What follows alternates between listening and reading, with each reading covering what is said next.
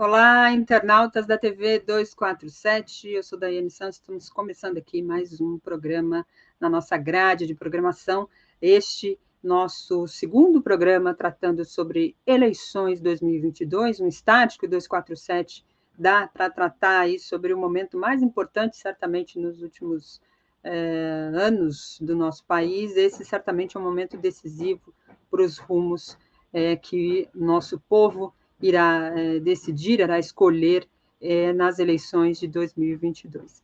Hoje nós vamos tratar, no último programa de sábado, nós tratamos sobre marketing eleitoral, e hoje a gente vai abordar aqui um pouco mais sobre esses aspectos que envolvem o entendimento, a compreensão do eleitor em relação aos candidatos, a partir das pesquisas, a partir de uma análise de como o eleitor brasileiro se movimenta, de como ele faz as suas escolhas, e como as pesquisas, o papel das pesquisas, que tanto tem dado o que falar aí diante dos números, do distanciamento, algumas apontam até um vencedor em primeiro turno, aponta aí o ex-presidente Lula com uma vantagem grande. O que isso significa, o que isso pode representar de fato no resultado em outubro deste ano. Então, nós vamos tratar sobre esse assunto hoje aqui com o Alberto Carlos Almeida. Vou embarcá-lo aqui na nossa conversa para a gente começar esse bate-papo aqui. Ele é cientista político, sócio-diretor da empresa Brasilis, Instituto de Pesquisa e Consultoria, autor de vários livros, entre os quais best-seller no que trata sobre a questão do eleitor, né, do voto. Um dos livros é A Cabeça do Brasileiro, A Cabeça do Eleitor, e o outro é O Voto do Brasileiro, certamente obras que devem estar ali para quem quer entender, compreender, analisar um pouco desse perfil do eleitor brasileiro. Esses dois livros aqui certamente são ponto de partida inicial fundamental para essa conversa. Alberto, obrigada pela sua participação novamente aqui na TV 247, tudo bem?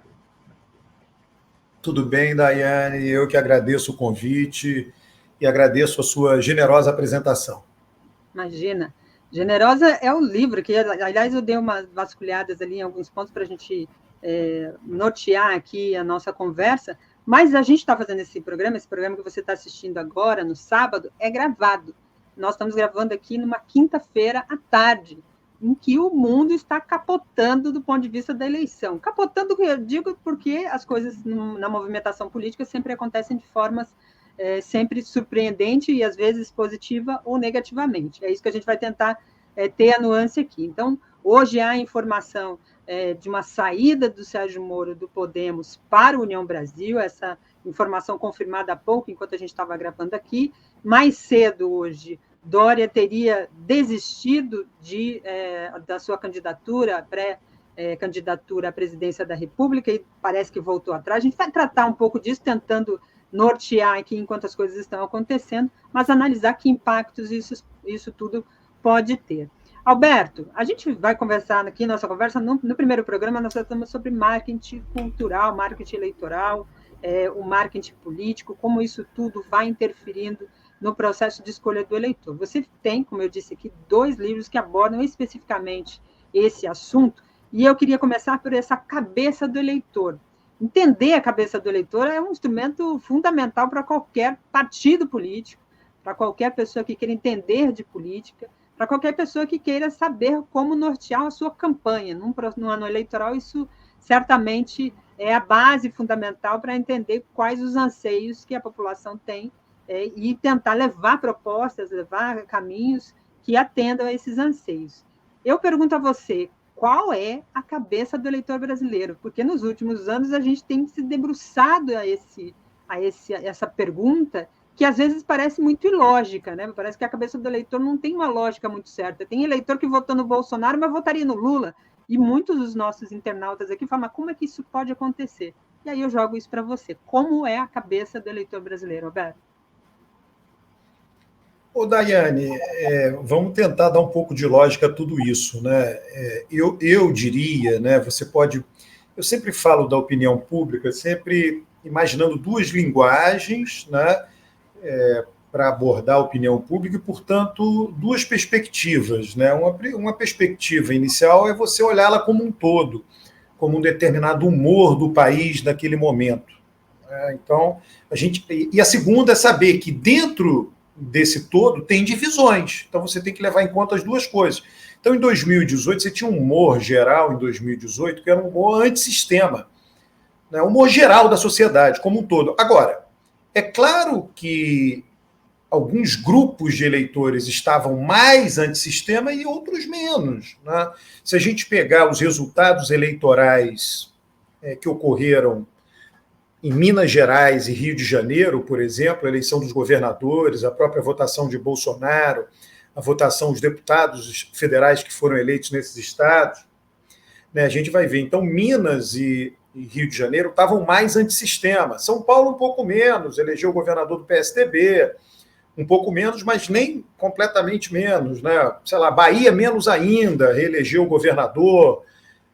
Então, você sempre vai ter variações na opinião pública, né? E essas variações, a minha sugestão é que aquele que acompanha e que deseja entender, por exemplo, você mencionou aí, eu acho que é bem didática a menção que você fez daquele eleitor que votou em Lula, votou em Bolsonaro. Existe um eleitor, veja só, a eleição de Bolsonaro, o eleitorado que Bolsonaro teve, né, teve em 2018 e mantém até hoje, é o mesmo eleitorado do PSDB de 2006, 10 e 14. Então tem uma regularidade aí. Você conhece, eu conheço, né, pessoas que sempre votaram contra o PT. Sempre votaram no PSDB. Em 2018, dizem, não, dessa vez eu não vou votar no PSDB, vou votar em Bolsonaro. E da mesma maneira, nós conhecemos pessoas que nunca deixaram de votar no PT.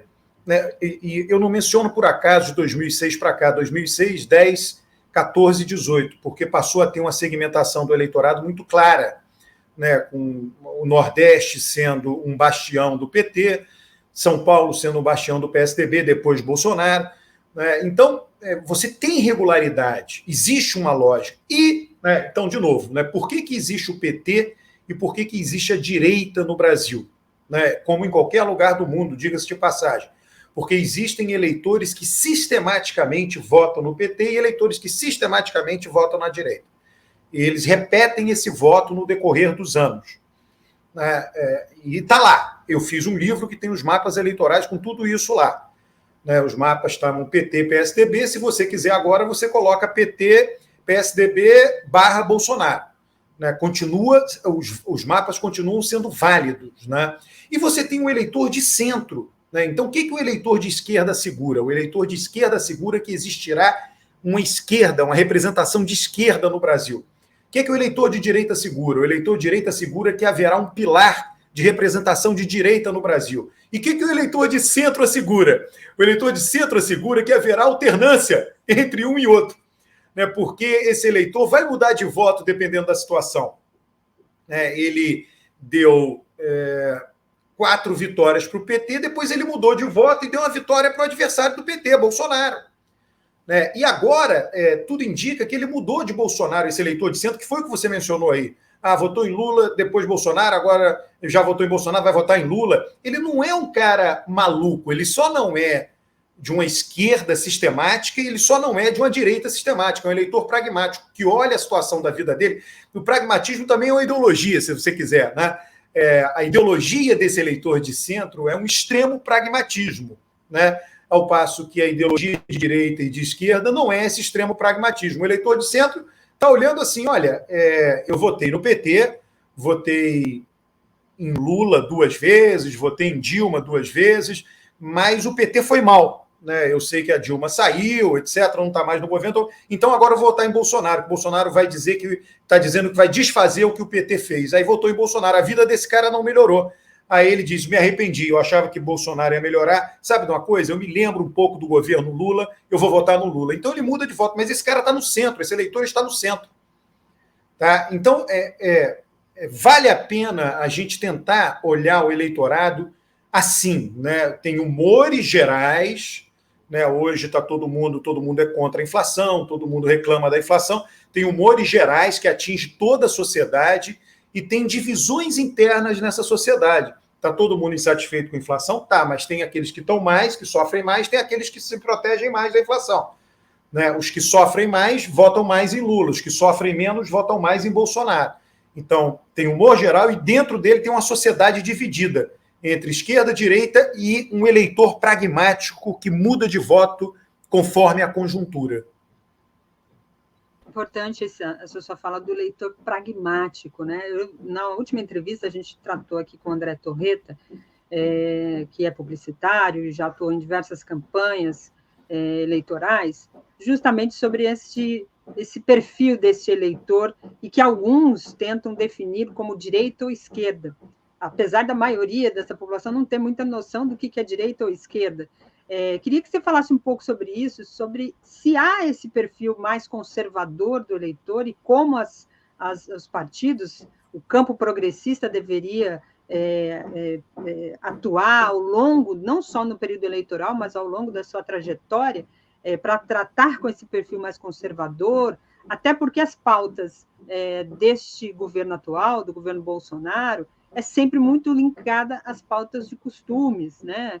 E isso também vai interferindo nesse entendimento. O eleitor brasileiro é mais conservador, é de fato esse de direita, e esse pobre, como dizia o Tim Maia, né? Só no Brasil, pobre é de direita e vota aí contra pautas que refletem na sua condição de vida. Isso é fato ou é esse pragmatismo que acaba sendo confundido com esse conservadorismo? Essa coisa é a seguinte, tem pobre de direita e tem rico de esquerda, claro, né? Você vai ter de tudo. Não, a questão não é essa, é claro que a renda importa, tá? De novo, esse meu livro, O Voto do Brasileiro, eu mostro, tanto por meio dos mapas eleitorais, quanto nas citações do livro, nas referências, eu mostro com toda clareza que o eleitor mais pobre vota proporcionalmente mais na esquerda, no PT, portanto, e o eleitor mais rico, ou menos pobre, se você preferir, vota proporcionalmente mais na direita. Tá? Isso daí acontece, é algo sistemático, começou em 2006. Tinha começado antes para as grandes cidades. Tá? Já tinha ocorrido em 2002, está nesse livro aí. Tá? Em 2002 isso já tinha ocorrido, e o livro identifica isso, nas grandes capitais brasileiras. Né?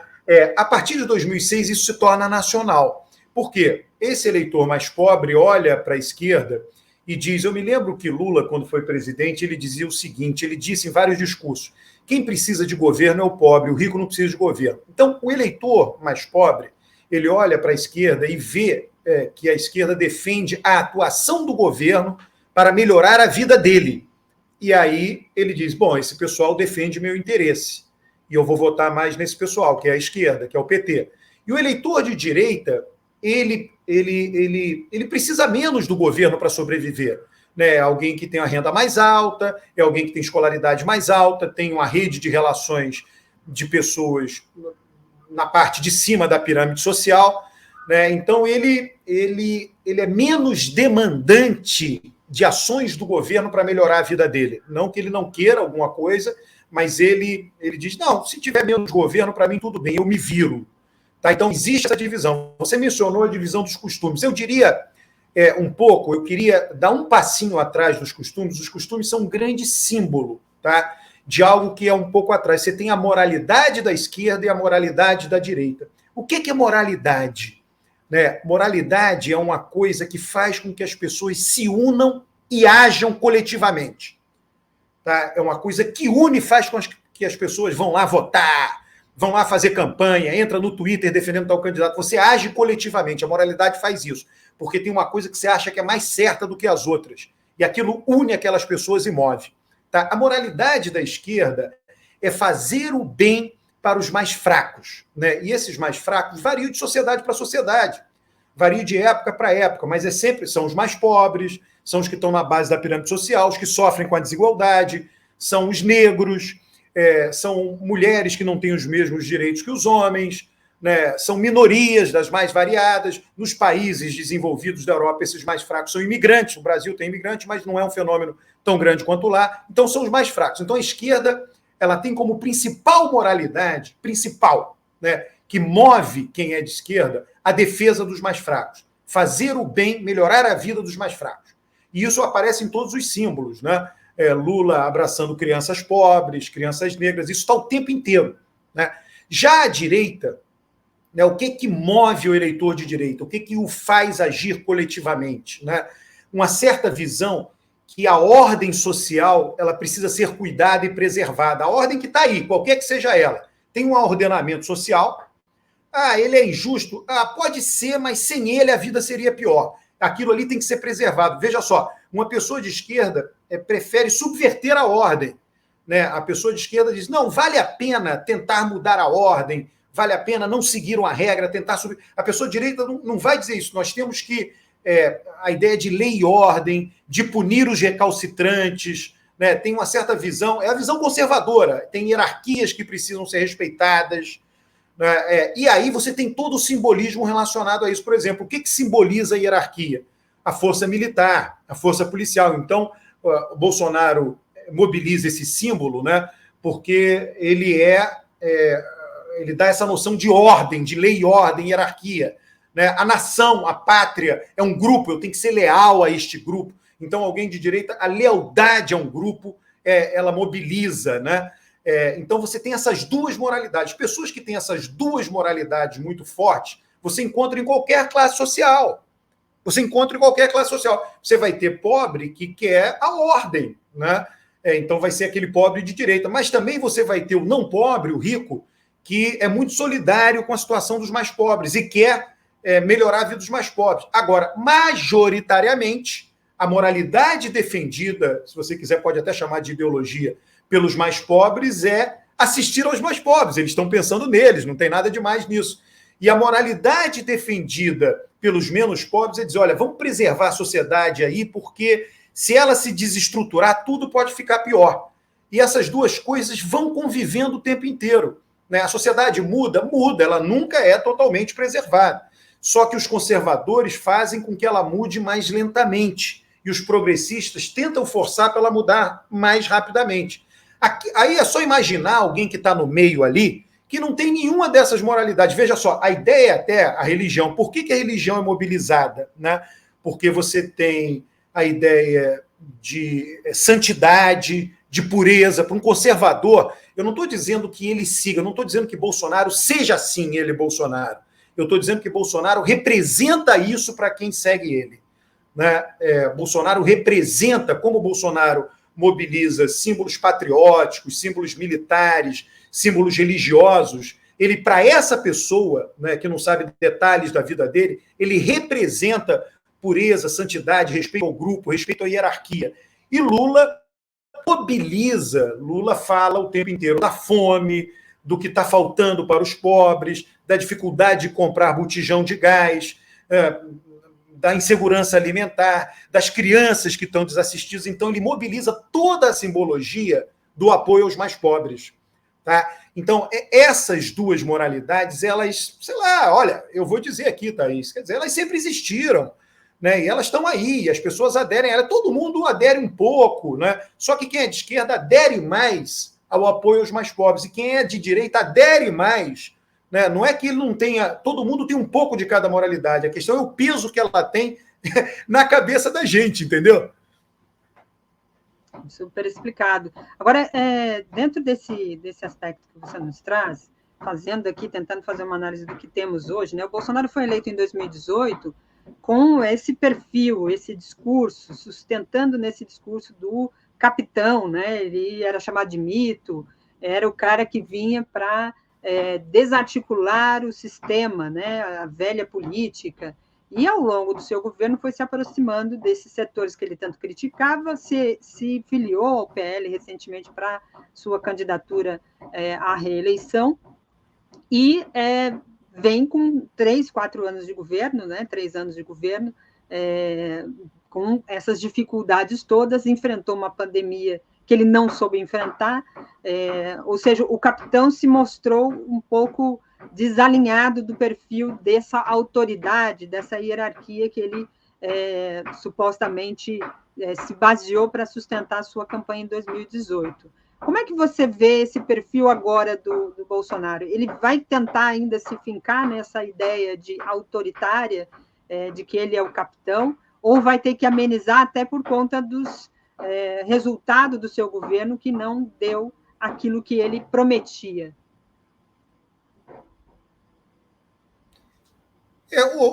Thaís, você não consegue sair muito de quem você é, né? Você vai ter que, senão vai gerar problemas com o seu eleitorado. Né? Então ele vai ter, porque é o seguinte, Bolsonaro, ele foi visto o seguinte, nós temos um líder forte, autoritário, que vai colocar ordem. O Brasil está vivendo uma desordem econômica, moral, política, e agora nós votamos nesse cara que vai colocar. Ele preserva essa simbologia. Ele preserva, alguma coisa disso ele preserva. Agora, se torna vitrine, se torna governo, então passa a ser criticado. Né? E aí o que você falou é interessante, você pode ter vários perfis de direita. Então você tem a direita liberal, que fez a campanha com Bolsonaro, a figura mais importante representada pela direita liberal lá atrás, em 2018, e no início do seu governo, Paulo Guedes. Né? Então a direita liberal apoiou Bolsonaro, a direita autoritária, militares, policiais, etc., direita autoritária. Você teve, e aí, na direita autoritária, também tem aquelas Sarah Winter, né, todo aquele pessoal que ia para a rua, né, e todo esse Daniel Silveira, você é uma direita autoritária. Você teve a direita religiosa, que foi muito fortemente com Bolsonaro, e ficou de fora da aliança que venceu com Bolsonaro, se a gente pensar 4 direitas, ficou de fora a direita política. E o que aconteceu? Qual foi a inflexão que Bolsonaro fez durante o governo dele? Né? Ele manteve a direita religiosa, a direita liberal está lá com Paulo Guedes, mas ela frustrou os liberais de direita. Tá? Por quê? E essa direita autoritária também ele diminuiu a importância dela no governo. E ele deu mais peso para a direita política, se aliando ao centrão. Né? Isso acaba indo um pouco para a imagem dele, para o comportamento dele? Sim, mas isso daí vai atingir quem mais? Mais esse eleitor de centro. O eleitor dele, né, continua achando que ele representa a moralidade dele, eleitor. Né? Então, a moralidade dele, eleitor de direita, é o cara que busca manter os valores, né, valores naturais, né, a família, a religião, as hierarquias, né? E Bolsonaro, mal ou bem, vai representando isso, vai fazendo esse esforço permanentemente. Ele está lá, pensa o seguinte, ninguém conhece detalhes, né? Eu acompanho muito política, você acompanha muito política, todo mundo que toca o 247 acompanha, sei lá, muitos dos seguidores, né? A grande maioria dos seguidores do 247 tem a moralidade de esquerda, se não 99%, talvez 100%, tem a moralidade de esquerda. Quem acompanha lá a Jovem Pan tem a moralidade de direita. Né? Então você tem essa segmentação. E tem uma característica interessante, tá, Thaís? As moralidades que nós temos, né? Nós, que eu digo cidadão comum, né? Quando estamos mobilizados por essa moralidade, ela nos cega completamente para a moralidade oposta. Né? Então, a gente não consegue enxergar no outro que o outro tenha uma moralidade oposta à nossa. Então, o eleitor de esquerda, o eleitor de Lula vai dizer, olha, isso aí é papo furado, não é? Bolsonaro não representa nada disso que você está falando que ele representa. E o eleitor de Bolsonaro vai dizer o contrário. Vai dizer, é papo furado, Lula não representa nada disso que ele representa. Por que isso? A moralidade ela tem essa propriedade, ela une, ela mobiliza e ela cega a gente para a moralidade oposta.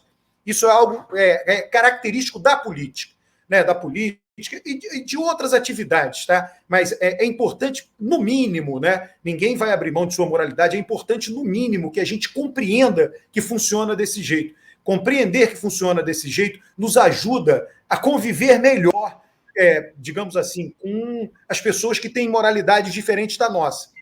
É basicamente isso. Perfeito. Alberto, a gente assiste aí ao longo dos últimos meses, vem acompanhando aí os números das pesquisas eleitorais. Eu sei que é de um instituto, de uma empresa que faz consultoria e pesquisa, entende muito bem desse mecanismo e qual o papel dele, tanto para entender o perfil, o pensamento, mas também para direcionar aí as campanhas. Como é que você analisa as pesquisas hoje? Há uma discussão, muitas ações, inclusive judiciais, o próprio TSE estabeleceu regras para a publicação dessas pesquisas, o que pode ser divulgado, o que não pode, quando pode, enfim, tem toda uma dinâmica até o processo eleitoral acontecer de fato, da divulgação dessas pesquisas, e sempre se pergunta, qual o papel da pesquisa na decisão do eleitor? Ela interfere? Elas serem divulgadas da forma que são, ajudam ou não? Eu queria iniciar primeiro para entender esse mecanismo da pesquisa. Como é que você, que atua nessa área, entende o papel das pesquisas?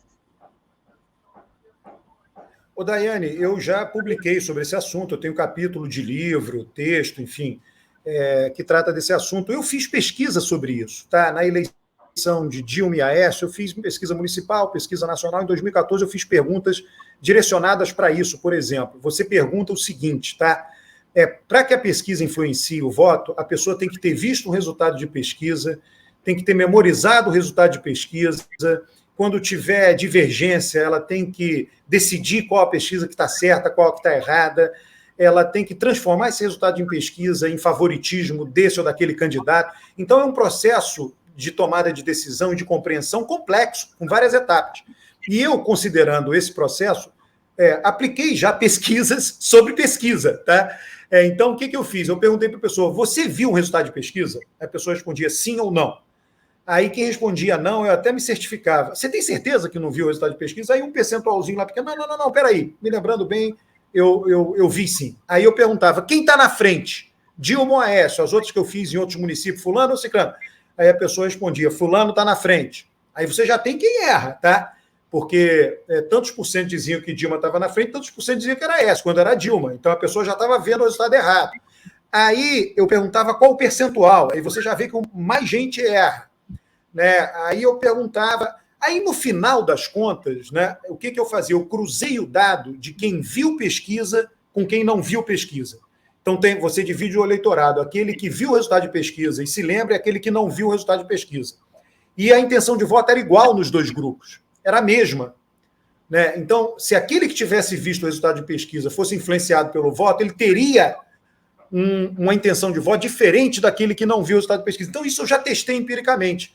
Então, eu posso dizer, influência direta não tem. Pode ter influência em dar mais espaço de televisão para um candidato, ter mais recursos para um candidato, aí seria uma influência indireta. Mas influência direta não tem, né?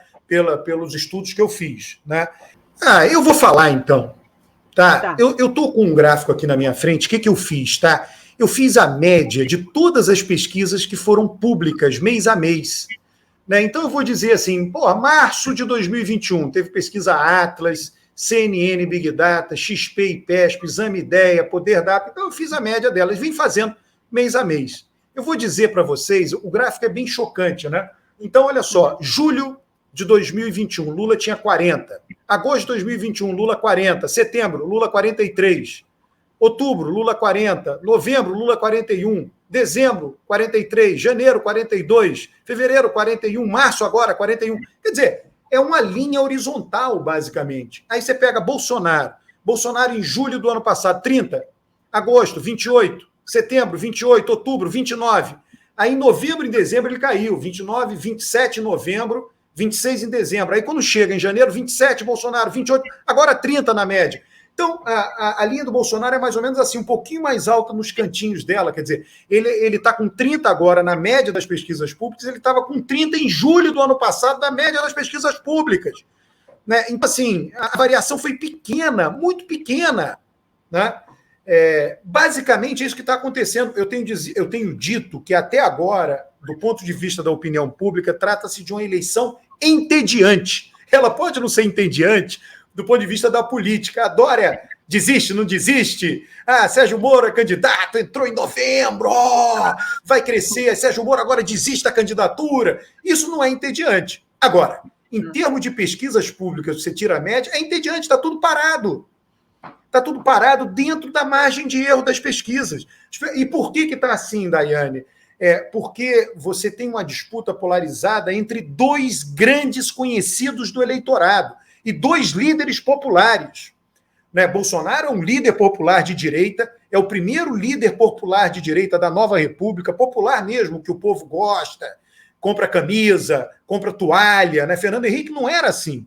Tá? Nenhum outro foi assim. E Lula, todo mundo sabe, é um líder popular, veio do povo, veio da pobreza, tem toalha de Lula, camiseta de Lula. Né? Então, são dois líderes populares, sendo um atual presidente que pauta a mídia e outro um ex-presidente que pauta a mídia até hoje. Né? Então, são velhos conhecidos do eleitorado, são muito conhecidos do eleitorado, já foram votados pelo eleitorado e vão enfrentar figuras que são conhecidas também, mas não tem essa estatura que eles têm. E aí todo mundo já parece que está mais ou menos decidido. Eu sei quem é Bolsonaro, está no governo, tem uma avaliação do governo, e sei quem foi Lula, Lula governou, tem uma avaliação que foi Lula, já me decidi. Estou só esperando a eleição chegar. É como se estivesse assim desde julho do ano passado. São 8 meses com as pesquisas sem mudar ou mudando muito pouco, mudando na margem de erro. A estabilidade das pesquisas é notável, é impressionante. Né? Por isso que não tem terceira via, não vai ter terceira via. Né? E eu vou dizer mais, Daiane, quem é que vota em Bolsonaro? Vota em Bolsonaro quem avalia o governo dele como sendo ótimo e bom. Tem lá 25% do eleitorado, né, avalia o governo de Bolsonaro ótimo e bom. Aí ele diz, olha, já que o governo está ótimo e bom, eu quero que ele continue, eu quero que ele fique. E quem vota em Lula? Quem avalia o governo ruim e péssimo. Bolsonaro está ruim e está péssimo, eu quero mudar. Eu vou mudar para quem? Para alguém que eu conheço, já governou o Brasil e eu acho que foi bem. Foi melhor do que Bolsonaro. Né? Então, da onde a terceira via vai tirar votos? Aliás, o regular de Bolsonaro, uma proporção maior, eu tenho esses dados, tá? Tem pesquisas que são divulgadas, pesquisas públicas, tem pesquisas privadas também, que são divulgados os dados de cruzamento. Então, eu sei que o regular hoje, uma proporção maior do regular vai para Lula e uma proporção menor vai para Bolsonaro. Né? Da onde que o candidato de terceira via vai tirar os votos? A eleição só tem um candidato de governo, aquele que disputa a reeleição ou que é apoiado por quem está no governo. Quando o Lula não pôde disputar a reeleição em 2010, o candidato de governo foi Dilma, porque foi apoiado por Lula. E pode ter vários candidatos de oposição. Então, a terceira via, necessariamente, é uma candidatura de oposição a Bolsonaro. Então, a terceira via só pode tirar votos de Lula. Dória vai conseguir tirar votos de Lula? Não vai. Sérgio Moro iria conseguir tirar votos de Lula? Jamais. Eduardo Leite vai tirar votos de Lula? Não vai. E por aí, e assim por diante. Então, o cenário está um pouco definido provisoriamente, vamos chamar assim, né? Se é que essa palavra pode ser estabelecida. Agora, queria entrar com você nessa questão da metodologia. Às vezes, os nossos internautas aqui, quando nós apresentamos os números de pesquisa, dizem, mas a pesquisa é feita por telefone, não tem muita segurança de que esses números sejam reais. Outros falam que a pesquisa presencial é melhor, justamente porque o eleitor está ali e tal, por telefone pode ter um grau de manipulação maior, etc. Isso é fato? Tem realmente uma mudança? Nesse mundo de pesquisas, as metodologias podem mudar tanto assim os resultados? Não, pode sim fazer isso. Você tira a média de cada rodada de pesquisas e vê cada um individualmente o quão distante ela fica da média, tá? Da média dos resultados. Né? E aí você descobre o viés. O viés em que sentido? Né? O viés, o enviesamento, ele vai estar presente sempre. O enviesamento tem a ver com como a pesquisa é feita, dentre outras coisas. Como você vai saber que uma pesquisa tem menos ou mais viés? Só com o resultado da eleição. Se todas elas forem feitas na data da eleição, você vai saber aquela mais e menos enviesada. Tá? Mas o que a gente sabe, por exemplo, eu já fiz essa conta, tá? É que as pesquisas por telefone elas apresentam um Lula sistematicamente menor do que a média e as pesquisas presenciais apresentam um Lula sistematicamente maior do que a média. E o inverso para Bolsonaro. As pesquisas telefônicas apresentam Bolsonaro maior do que a média e a pesquisa presencial um Bolsonaro menor do que a média. Qual é que está certo, qual é que está errado? A gente não sabe. Né? De novo, a gente só saberia se tivesse um resultado da eleição agora. Né? Eu faço os dois tipos de pesquisa. Né? E em diversas eleições já fiz os dois tipos de pesquisa. Eu nunca tive problema com pesquisa telefônica. Tem uma metodologia, você tem que ponderar a pesquisa, tem que fazer a amostra bem feita, tem que ponderar. Tem vários ponderadores. Então, eu simplesmente... É por isso que eu tiro a média. Você tirando a média, né, você tem uma noção melhor, eu acho, entendeu? E o que eu descobri, né, com essa média, que eu batizei isso, de eleição entediante na opinião pública. Na opinião pública, nós estamos com uma eleição entediante, uma eleição que a variação é muito pequena. não tem um candidato que cresça e ultrapasse outro candidato, não tem um candidato que caia, né? Ela está, olha, relativamente entediante. É claro que do ponto de vista midiático, qualquer variaçãozinha, subiu um, caiu dois, Bolsonaro está subindo, Lula está caindo. Mas eu não posso falar desse ponto de vista, eu tenho que falar do ponto de vista científico. Né? Esse não se aplica, porque as pesquisas têm 2 pontos percentuais. Né? Será que ele subiu mesmo? Vamos aguardar mais. Eu posso dizer que entre julho e dezembro, Bolsonaro de fato caiu. Posso dizer, talvez, entre dezembro e março, que Bolsonaro, de fato, a avaliação dele andou melhorando, ele deu uma melhorada. Inclusive, ele não tirou voto da terceira via. Tem muita gente dizendo, não, Bolsonaro andou aumentando porque ele tirou votos dos candidatos de terceira via. A média das pesquisas não diz isso. De onde saíram esses votinhos que Bolsonaro passou a ter agora mais recentemente? Saíram dos 100 candidatos. Quando a avaliação de Bolsonaro piorou, as pessoas que estavam com Bolsonaro abandonaram ele. E aí, quando a avaliação agora melhorou, esses que tinham abandonado e tinham ficado sem candidato, não foram nem para Lula, nem para uma terceira via, eles voltaram para Bolsonaro.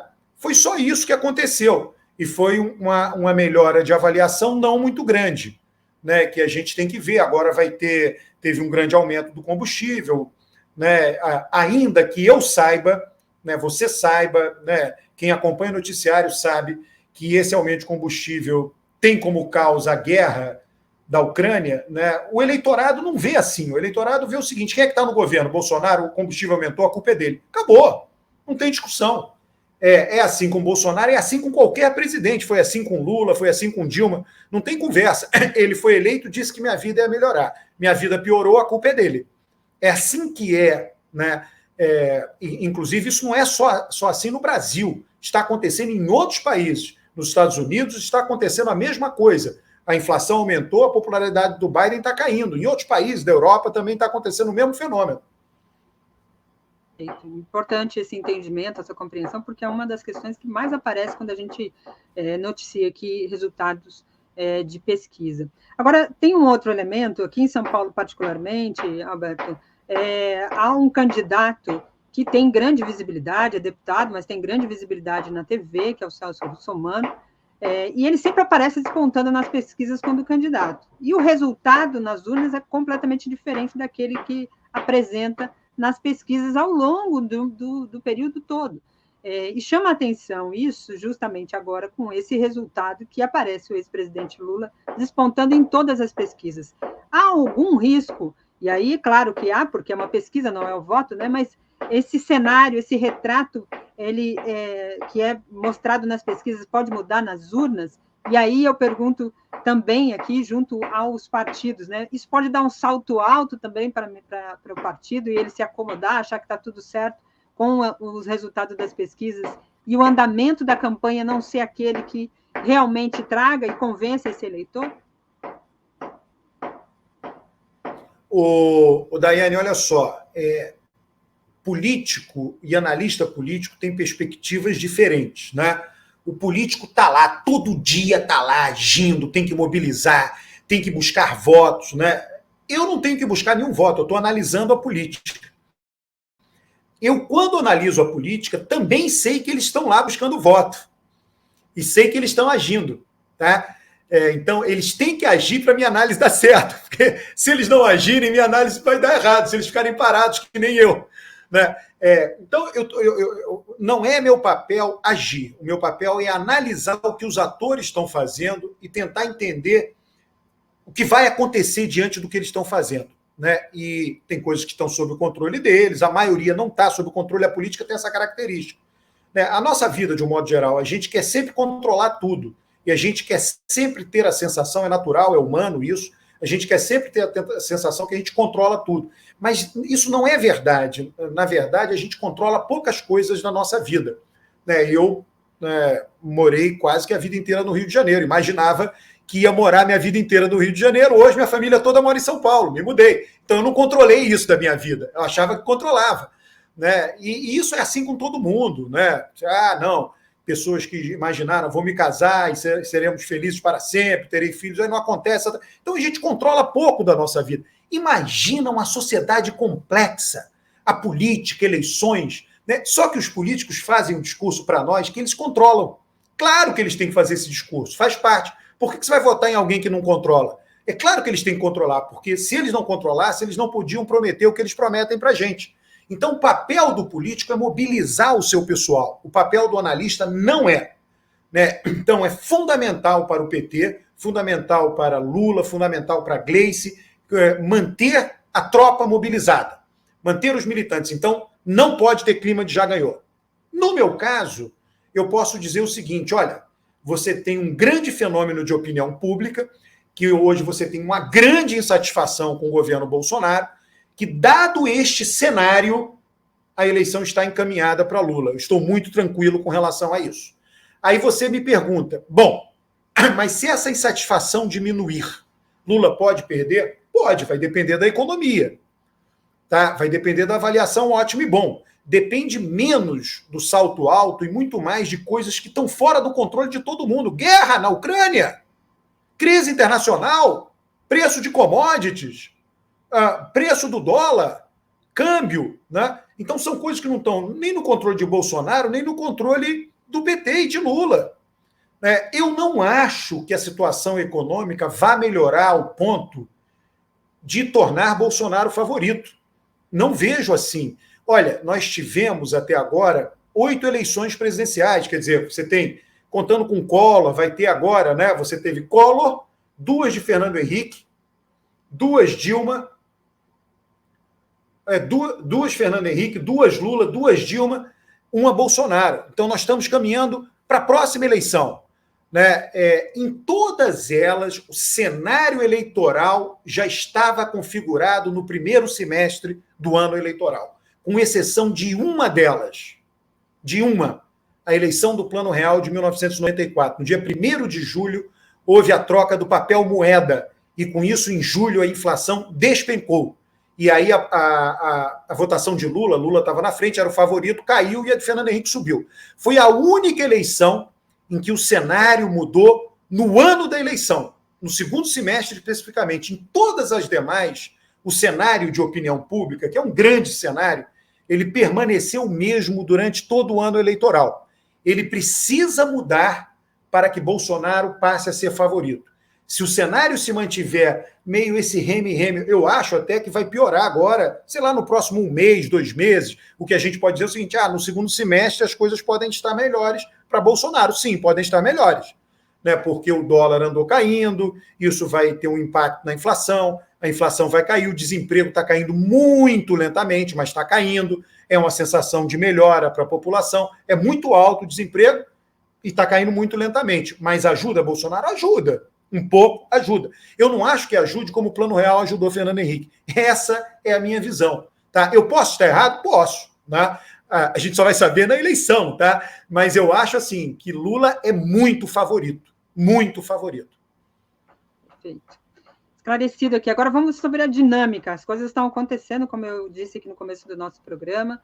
A gente está gravando esse programa na quinta-feira à tarde, em meio a uma série de movimentações do campo chamado aí de terceira via, ou que se tenta se formar como terceira via, na verdade, né? A candidatura do Sérgio Moro pelo Podemos, União Brasil tentando formular uma candidatura, MDB com a possibilidade aí da Simone Tebet, Eduardo Leite, Dória disputaram as prévias, Dória ganhou as prévias e seria, pelo menos seria agora, né, o candidato. Há uma informação de desistência inicial pela manhã, mais tarde há uma informação de que ele desistiu de desistir, que vai manter a candidatura, mas há outros dizendo ainda que isso pode se reverberar aí de forma diferente diante de tudo isso. O que é oficial até agora, vou até trazer aqui para a tela da nossa conversa aqui com o Alberto, é a filiação do Sérgio Moro ao União Brasil. Então, ele que se filiou recentemente ao Podemos, como disse aqui o Alberto no começo do programa, em novembro do ano passado, ele se filiou ao Podemos para ser pré-candidato à presidência, e agora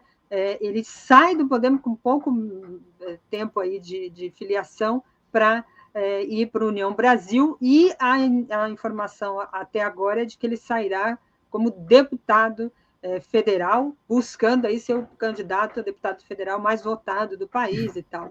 Eu começaria perguntando para você, Alberto, essa saída é pela porta da frente ou pela porta dos fundos, né? Ou seja, é uma saída honrosa para o Moro, depois de todo estardalhaço, sair candidato a deputado? Numa análise política? Daiane, eu estou com a impressão, né? Esse negócio, tanto do Dória, você mencionou aí, quanto o Sérgio Moro, quer dizer, Dória começa o dia dizendo que desistiu de ser candidato a presidente, vai ficar no governo de São Paulo. Aí tem uma reação muito grande do PSDB, inclusive com a nota oficial publicada pelo presidente do PSDB, Bruno Araújo, afirmando que o candidato é Dória, que ele venceu as prévias. Aí Dória recua e diz, não, ele disse assim, eu vou renunciar ao governo de São Paulo. Se eu serei candidato ou não, a gente vê mais na frente. Pode ser, ele agora está fazendo política. Agora ele está fazendo política. Né? Eles não fizeram política. Acho que o grande erro do PSDB foi fazer as prévias. Né? Você escolhe o candidato na política e não chama um terceiro ator para escolher o seu candidato. Mas, enfim, feito o erro, está aí, ele está tendo que lidar com esse erro. Eu acho que se Dória voltar para a corrida mesmo, parece que ele vai renunciar mesmo ao governo de São Paulo, não vai ter saída, vai ser candidato a presidente e vai estar numa situação ruim, né? Porque passou por esse papelão que está passando hoje, né? Nessa quinta-feira que você chamou a atenção aí, que nós estamos gravando no dia de hoje. É um verdadeiro papelão, né? O Sérgio Moro, ele começa, eu tô percebendo, tá, Daiane, que a saída do Sérgio Moro vai ser meio nem honrosa, nem desonrosa, mas uma saída francesa, né? Ele muda de partido, né? Leva o título eleitoral para São Paulo e não diz que não vai ser candidato a presidente, vai deixando o tempo passar, essa decisão só vai acontecer em julho, e aí quando chegar em julho, sem justificativa, sem entrevista coletiva, sem nada, ele sai candidato a deputado federal. Uma saída francesa, sem cumprimentar ninguém, ele sai de fininho. Né? Porque para ele, digamos assim, é menos vergonhoso sair de fininho do que chamar uma entrevista coletiva e ter que explicar por que ele não cresceu em votos, já que ele, sei lá, se vê como o salvador do país. Né? Então, assim, a situação é muito difícil, isso só retrata, Daiane, a dificuldade que tem um candidato que vai enfrentar um presidente que disputa a reeleição, um ex-presidente que saiu bem avaliado. Eles têm muita dificuldade. Né? Sérgio Moro não vai ser candidato, pode ser que Dória, de fato, seja candidato para ter um papel ruim na campanha, com um percentual pequeno de votos, não sei se Simone Tebet será candidata, né? Todo esse episódio é muito ruim para o PSDB. Né? É um episódio que o partido já vinha... O grande golpe no PSDB foi a votação de Bolsonaro em 2018, e a vitória de Bolsonaro. Bolsonaro teve para ele transplantado todo o eleitorado do PSDB. A partir dali, o PSDB deixou de existir como um partido com chances de eleição presidencial. E aí o que ele poderia era tentar permanecer junto para ter algum tipo de reconstrução e aproveitar uma oportunidade futura, coisa que o PSDB não está conseguindo fazer. E essa prévia teve um papel relevante nessa, não vou dizer implosão, que talvez implosão seja uma palavra forte, mas nessa desconstrução interna que o partido está passando. O partido foi construído e está sendo desconstruído pelos próprios que o fizeram. Alberto, diante disso, essa terceira via, que você já explicou aqui, de certa forma, como de quem ela pega voto de fato, né? Dentro desse cenário com dois candidatos populares, tanto pela direita, extrema-direita, como pelo campo progressista, pela esquerda, Lula e Bolsonaro, há um campo muito ligado principalmente a esse setor midiático que aposta que a terceira via vai ser a solução. Essa terceira via, dentro desse cenário, tem espaço? Esse aladeado que está sendo feito a partir dessas movimentações de saída de um partido para outro, tem espectro na cabeça do eleitor? O eleitor olha para isso e fala, agora vou mudar, ou isso é mais do campo político mesmo? Daiane, pensa o seguinte, todo mundo que está aí é muito conhecido, né? Bolsonaro é muito conhecido, já foi votado, Lula é muito conhecido, já foi votado, Sérgio Moro teve uma mídia brutal por 4 anos, é totalmente conhecido, as pesquisas perguntam o nível de conhecimento deles, eles são muito conhecidos. Dória se tornou nacionalmente conhecido em 2016, quando foi eleito prefeito de São Paulo. Teve uma mídia nacional enorme. Eu faço pesquisa, sei isso desde 2016. Depois, governador, reforça o nível de conhecimento. Dória é conhecido do eleitorado nacional. Ciro Gomes disputou a eleição passada. É conhecido porque disputou a eleição passada. Então, todo mundo é conhecido. Né? Por que o eleitor já não os escolheu agora, já que os conhece? Né? Basicamente porque quem tem Bolsonaro e quem tem Lula não precisa dessas outras opções. É isso que o eleitor está dizendo para nós. Né? Eles estão aí se esforçando, fazendo factoides, né? Ocupando rede social, né? E não acontece nada. Pelo contrário, o Sérgio Moro, quando, né, sei lá, entrou na disputa, 10%, etc., caiu, diminuiu. Ciro Gomes vem diminuindo, não sei, né? Teria menos voto hoje do que teve na eleição passada. Né? Enfim, a situação deles é muito difícil. Né? Eles têm que ser oposição ao Bolsonaro, porque é o seguinte, do ponto de vista do marketing eleitoral, né, eles são candidatos de oposição ao Bolsonaro, eles têm que ser oposição ao Bolsonaro. Ao ser oposição ao Bolsonaro, eles têm que tirar voto de Lula. Para tirar voto de Lula, eles não podem criticar Lula. Por quê? Porque se o eleitor de Lula os vir criticando Lula, vai ficar irritado com eles. O eleitor de Lula olha o Ciro atacando o Lula, e o eleitor de Lula não vai ouvir Ciro. Vai dizer, o Ciro não gosta do meu candidato, então não vou ouvir ele. Ele é oposição ao meu candidato. Né? Moro prendeu Lula. Então, como é que alguém que vota em Lula hoje vai passar para Moro? Não consegue passar. Se um candidato lá, governador, né, o ACM Neto lá na Bahia, não, o Moro vai para a União Brasil. Imagina se Moro for candidato a presidente pela União Brasil. Aí o pessoal do PT da Bahia vai dizer, olha, o candidato a presidente que apoia o ACM Neto, do mesmo partido do ACM Neto, prendeu Lula. Acabou o ACM Neto, na hora. Né? Então não tem como essas figuras... Né, o Ciro Gomes queimou todas as pontes que ele tinha com a direita, quando ele saiu do PSDB lá atrás, e queimou todas as pontes que ele tinha com a esquerda nos ataques sistemáticos que ele fez a Lula. Então, Ciro Gomes ele queimou tudo que ele podia queimar. Né? E aí ele queima junto ao eleitorado. Lembre-se a manifestação que teve na Avenida Paulista, no final do ano passado, que Ciro Gomes foi falar para um público de esquerda e saiu vaiado. Por quê? Porque atacou Lula. Quem estava ali sabia que ele vinha atacando Lula.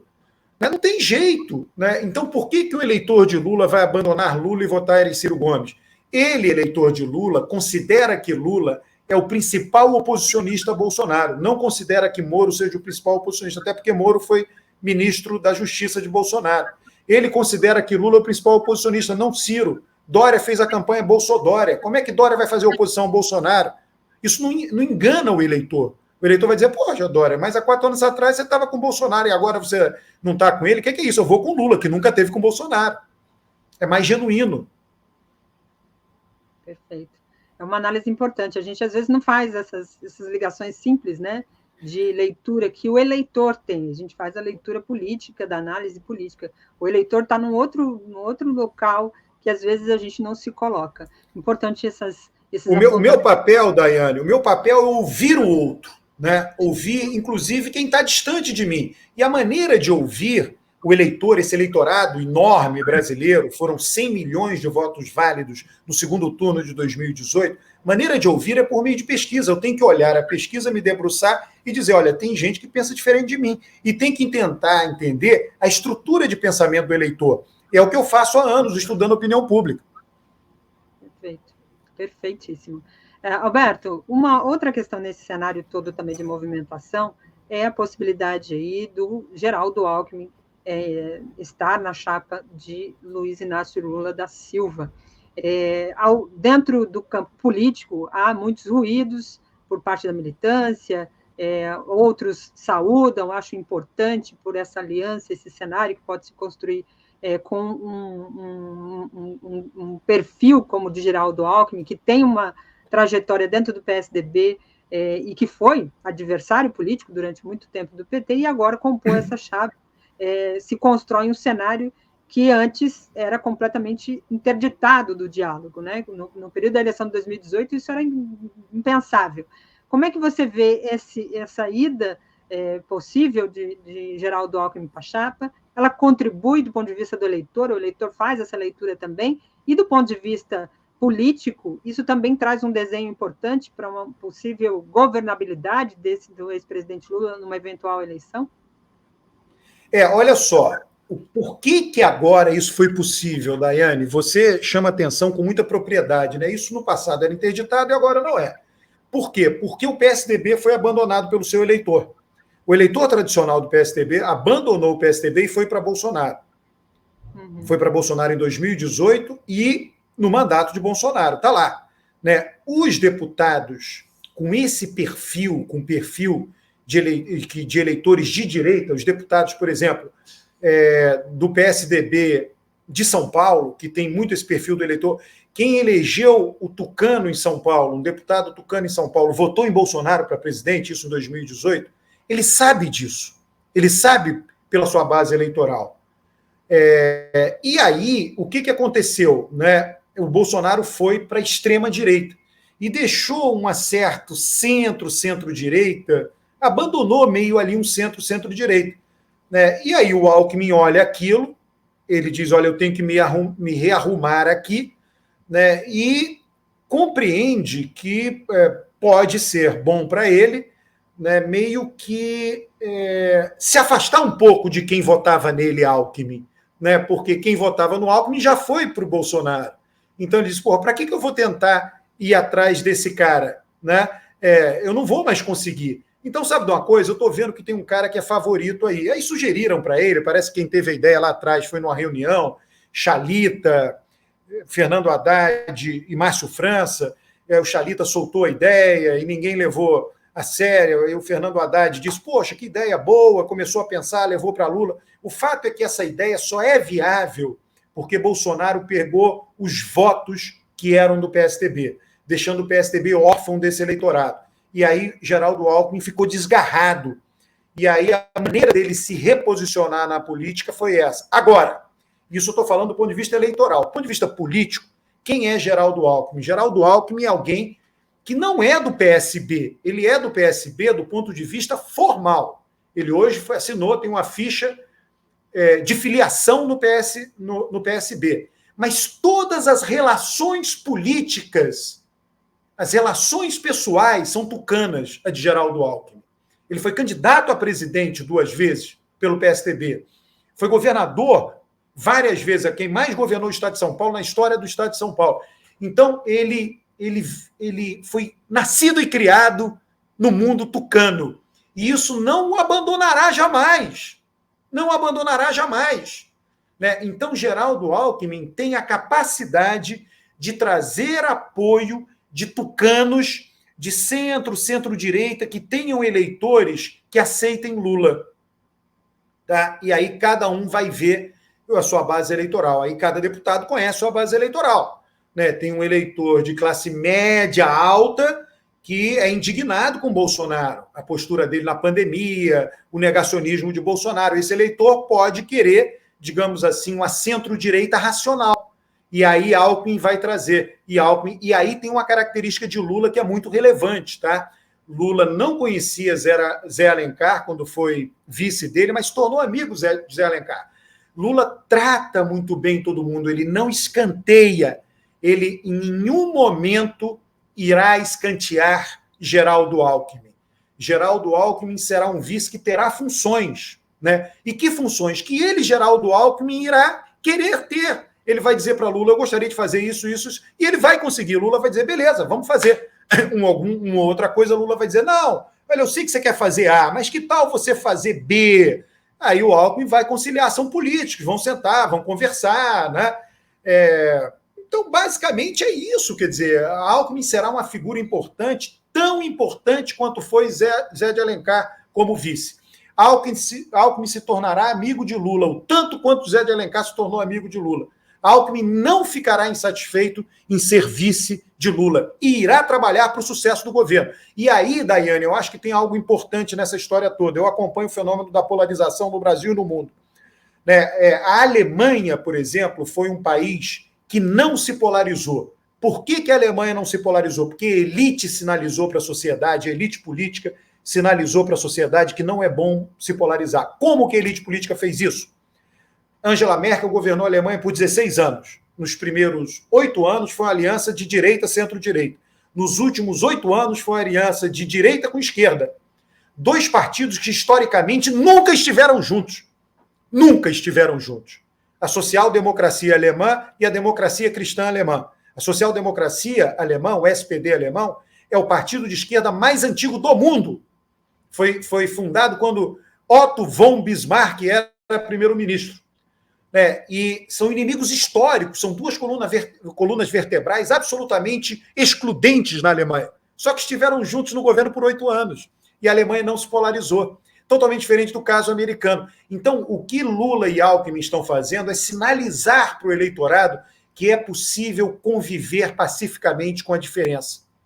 E eles vão tentar sinalizar, em vencendo a eleição, não só conviver, mas essa diferença é útil para melhorar os rumos do país. Então, essa sinalização é muito importante para a sociedade. Muito, muito importante. Aliás, puxando esse gancho, a gente caminhando aqui para os finalmente, a gente tem assistido, a partir aí da eleição do governo Bolsonaro, né, um movimento também dessa extrema-direita fascista no país. Isso não só no Brasil, mas também, como você apontou, no mundo todo também há movimentos como esse crescendo bastante. A guerra na Ucrânia, por exemplo, tem esse elemento também diante do conflito, é um dos apontamentos feitos pelo Vladimir Putin como uma das razões, né, o nazismo, né, grupos nazistas que se entrincheiraram ali, também há essa movimentação, e na Europa. Como é que você vê essa questão na eleição de 2022? Esses movimentos que têm se ficado à vontade em fazer discursos, em atacar, em se organizar politicamente, até houve aquela situação com o Kim Kataguiri num programa com o Monark, falando sobre essa possibilidade do direito de existência desse grupo como em forma de partido. Como é que você vê essa movimentação também do ponto de vista da eleição? Que situação nos levou a chegar a este ponto?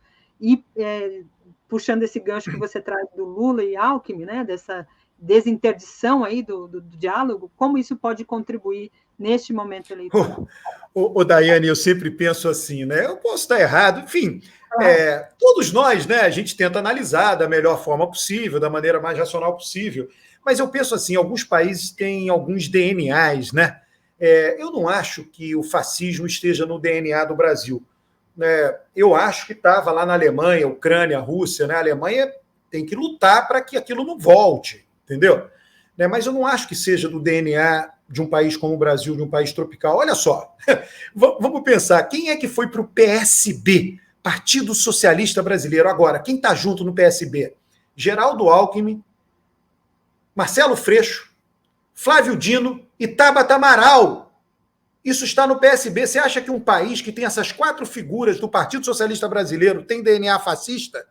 Não tem. Olha, o MBL rompeu com o Podemos e saiu do Podemos e foi para o União Brasil, e o Moro brigou com o MBL. Agora o Moro saiu do Podemos e foi para o União Brasil, que o MBL foi na frente uma semana antes. Um país desse não tem um DNA fascista. Você pode ter núcleos fascistas, né, nazistas, no interior de Santa Catarina, mas eu não acho, né? Eu não acho que eles se tornarão relevantes, que eles sejam relevantes hoje ou que se tornarão relevantes, né? E a gente tem que pensar, Daiane, no que eu falei anteriormente, no que você falou na própria formulação aí da sua indagação, né?